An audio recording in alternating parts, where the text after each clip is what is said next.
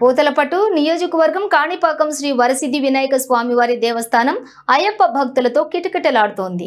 రాష్ట్ర నలుమూల నుంచే కాకుండా తెలంగాణ, తమిళనాడు రాష్ట్రాల నుంచి సైతం భక్తులు పెద్ద సంఖ్యలో తరలివచ్చారు.